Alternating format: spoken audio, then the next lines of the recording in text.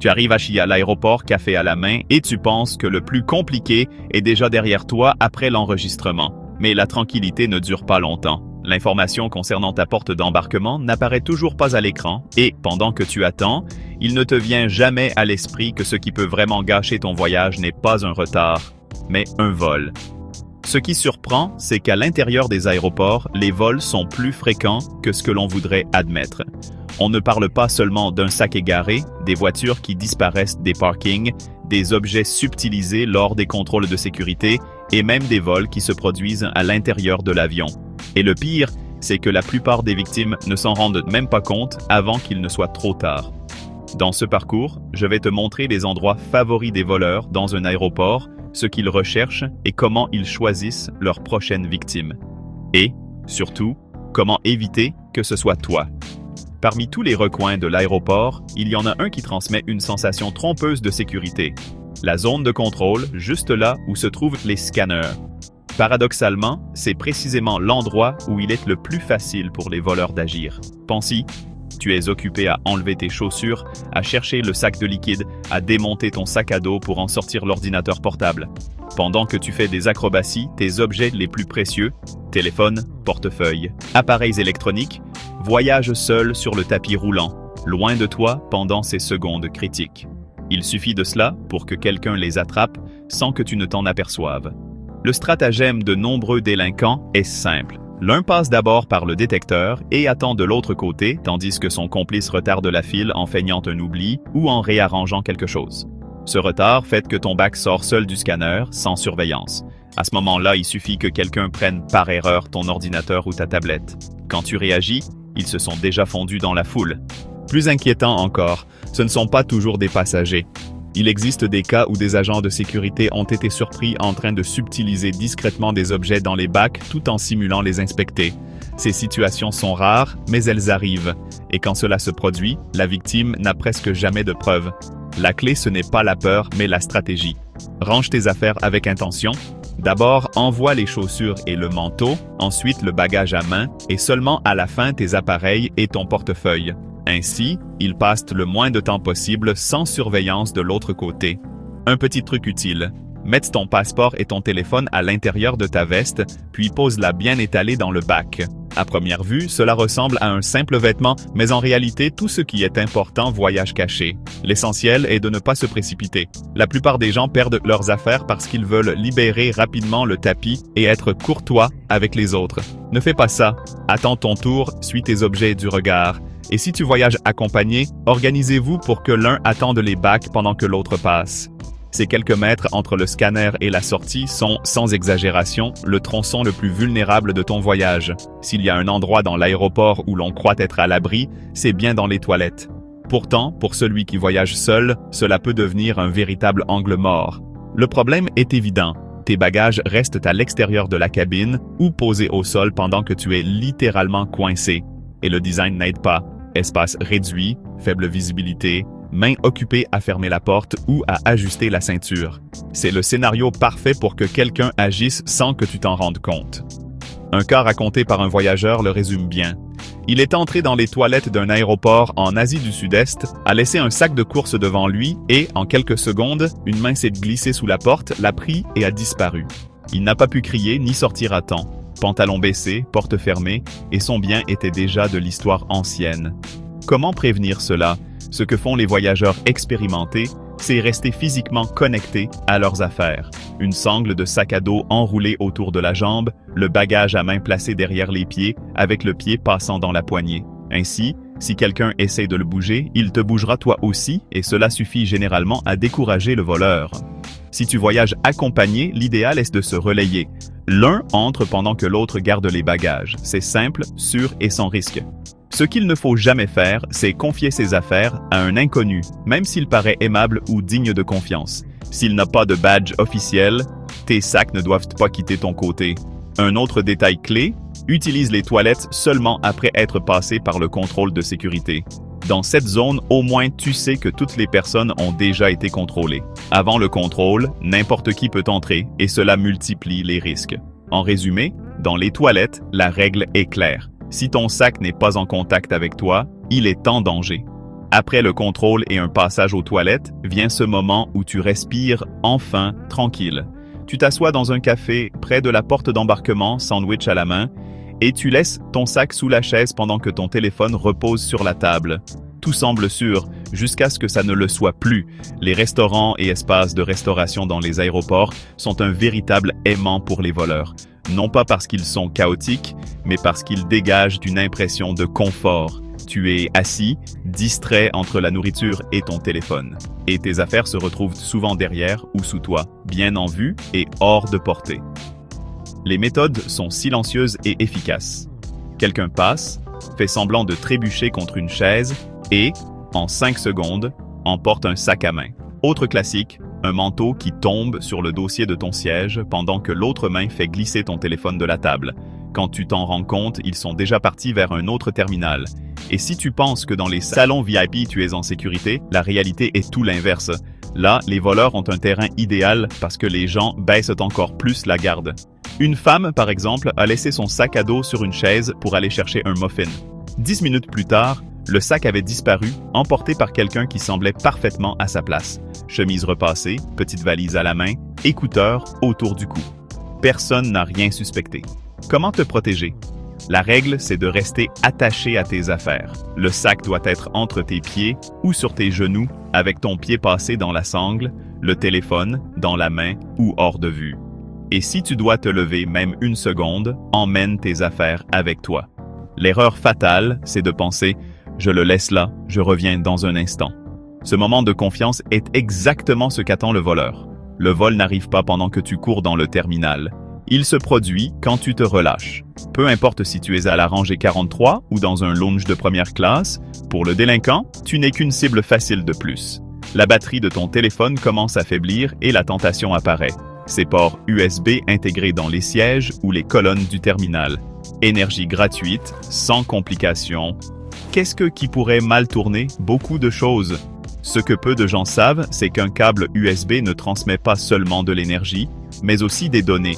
Et si ce port a été manipulé, il peut infecter ton appareil ou accéder à tes informations au moment même où tu le branches. Ce n'est pas de la théorie, l'aéroport de Los Angeles a même publié un avertissement officiel demandant aux passagers d'éviter les stations de recharge USB à cause du risque de logiciels malveillants. Même si ce scénario est rare, il est totalement évitable. Les voyageurs expérimentés ne font pas confiance à ces ports. Ils emportent leur propre chargeur mural pour utiliser les prises traditionnelles ou directement une batterie externe personnelle. Pas de câble suspect, pas de risque invisible. Mais même si tu évites le problème numérique, demeure la menace la plus courante, le vol physique. La scène se répète encore et encore. Quelqu'un laisse son téléphone branché, s'éloigne quelques minutes pour acheter un café, et à son retour, l'appareil a disparu. Et ce n'est pas seulement un téléphone que l'on perd, aussi le portefeuille numérique, les cartes d'embarquement, les données d'hôtel et les contacts. Comment l'éviter? Ne perds jamais de vue ce que tu recharges. Si le téléphone n'est pas dans ta main, il doit être à portée directe.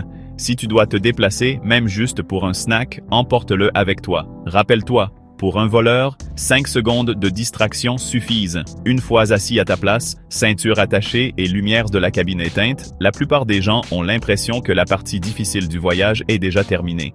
Tu as passé l'enregistrement, franchi la sécurité et même réussi à trouver de la place dans le compartiment supérieur. Tout semble sous contrôle. Mais c'est justement là que beaucoup baissent la garde et que certains voleurs en profitent. Les vols à bord surviennent généralement pendant les longs trajets ou les vols de nuit. Avec la cabine plongée dans l'obscurité, les passagers endormis ou absorbés par un film, ton sac personnel sous le siège devient une proie facile. Il suffit que quelqu'un se penche, ouvre une fermeture et prenne ce qu'il veut. Parfois, c'est ton voisin de siège, d'autres fois, quelqu'un qui passe en s'étirant et fouille discrètement les sacs entr'ouverts dans les rangées. Les compartiments supérieurs sont une autre cible habituelle. Les voleurs n'attendent pas l'atterrissage. Ils se lèvent en plein vol, feignent de chercher leur manteau et, en quelques secondes, inspectent les sacs mal fermés. Personne ne se méfie. Cela paraît un geste tout à fait normal. Quand tu atterris, ton sac est toujours là, mais un peu plus léger. Comment prévenir cela? La clé, c'est de traiter tes objets de valeur comme ton passeport. Toujours avec toi. Range-les dans une poche zippée, une petite sacoche sous les vêtements ou dans ta veste. Si tu utilises un sac à dos, sécurise les fermetures avec un petit mousqueton bon marché. Il ne s'agit pas de transformer tes affaires en coffre-fort, mais de créer de petites barrières qui découragent le voleur. La plupart des vols en avion ne sont ni violents ni spectaculaires. Ils sont discrets, silencieux et se produisent pendant que tout le monde croit qu'autour de lui, il n'y a que des voyageurs somnolents comme lui. Il suffit d'un seul qui ne le soit pas. Après l'atterrissage, fatigués et pressés d'arriver à l'hôtel, beaucoup de voyageurs commettent l'erreur de se détendre précisément dans l'un des endroits les plus risqués, le carrousel à bagages. Ce que peu de gens se rappellent, c'est que cette zone de l'aéroport est souvent accessible à n'importe qui. Pas besoin de billets ni d'identification pour s'approcher du tapis roulant. Cela signifie qu'un voleur n'a pas besoin de franchir de barrières ni de passer de contrôle. Il marche simplement, prend une valise et s'en va comme n'importe quel passager. Sans alarme, sans soupçon. Encore plus incroyable, bien souvent, les vols ressemblent à des accidents. Une personne soulève une valise noire quelconque et s'éloigne. Comme il y en a des dizaines identiques, personne ne demande rien. Même le véritable propriétaire, debout juste à côté, met du temps à réagir. Comment se protéger? Le temps c'est essentiel. Plus tôt tu arrives au carrousel, moins de tours ta valise fera sans surveillance. Dès que tu la vois, prends-la. De plus, rends ta valise reconnaissable. Attache-lui un ruban de couleur, une étiquette voyante, n'importe quel détail qui crie « pas générique ». Cela ne t'aide pas seulement à l'identifier rapidement, mais cela décourage aussi celui qui cherche à passer inaperçu. À la récupération des bagages, le vol ne ressemble pas à une scène de film avec poursuite et cris. C'est simple, calme et banal. Si tu n'y prêtes pas attention, ton sac peut disparaître avant même que tu t'en rendes compte. Sortir de l'aéroport donne souvent un sentiment de soulagement. Tu n'es plus qu'à un pas du taxi, du bus ou de la voiture qui vient te chercher. Mais c'est justement à ce moment-là, devant le terminal, que tu es le plus exposé. Le scénario est toujours le même. Tu jongles entre ton téléphone, tes valises et la recherche de ton transport, tandis que klaxons et passants pressés ajoutent à la confusion. Au milieu de cette distraction, les voleurs trouvent leur opportunité. Certains se font passer pour des chauffeurs, des bagagistes ou du personnel d'assistance. D'autres attendent simplement que tu poses ton sac sur le trottoir ou ton téléphone sur ta valise pendant que tu charges le coffre. Dans plusieurs cas recensés, les délinquants ont utilisé des gilets réfléchissants ou des porte-blocs pour paraître officiels. L'un d'eux s'est même déguisé en employé de l'aéroport, a pris une valise comme si c'était son travail et l'a emportée directement vers le parking. Personne n'a rien suspecté, pas même la victime. Comment se protéger? La règle est simple. Ne confie jamais tes affaires à quelqu'un que tu n'as pas sollicité. Garde ton bagage fermé et à portée jusqu'à être installé dans le véhicule. Et si quelqu'un t'offre une aide spontanée, refuse poliment et poursuis ton chemin. Il suffit de 5 secondes de distraction pour qu'un sac reste à jamais derrière toi. À la sortie, plus que jamais, ton attention est ta meilleure défense. Beaucoup de voyageurs pensent que leur voiture sera en sécurité dans le parking de l'aéroport. Après tout, il y a des caméras, des barrières et de la surveillance. Mais pour un voleur, ces garages sont un énorme butin. Des centaines de véhicules stationnés pendant des jours, voire des semaines, tous sans surveillance. Et il ne s'agit pas seulement de voitures de luxe. Des modèles courants comme les Civic ou les Camry sont aussi des cibles fréquentes parce qu'ils sont faciles à revendre ou à démonter pour les pièces. Les délinquants utilisent des techniques rapides. Amplifier le signal de la clé pour cloner l'ouverture, désactiver une alarme en quelques secondes en soulevant le capot. Même dans des parkings sécurisés, le mieux que tu puisses espérer est qu'une caméra enregistre une silhouette floue, jamais identifiée. Comment se protéger? La stratégie consiste à faire paraître ton véhicule comme une mauvaise affaire. Garde-toi près des entrées ou des zones passantes, utilise un antivol de volant bien visible et ne laisse jamais d'objets en évidence, surtout des ouvre-portes de garage ou des papiers avec ton adresse. Un truc peu connu mais très efficace consiste à débrancher la batterie avant de laisser la voiture. Ça paraît extrême, mais ça marche. Si un voleur entre et que la voiture ne démarre pas, il pensera probablement que la batterie est morte et passera à une autre cible. En plus, tu évites que la batterie se décharge pendant ton absence. Simple, basique et assez contraignant pour que le voleur choisisse un autre véhicule. Tu connais désormais les pointes les plus vulnérables dans les aéroports et comment t'en protéger. Si cette vidéo t'a été utile, n'oublie pas de t'abonner pour ne rien manquer et laisse-moi en commentaire lequel de tous ces points tu connaissais déjà.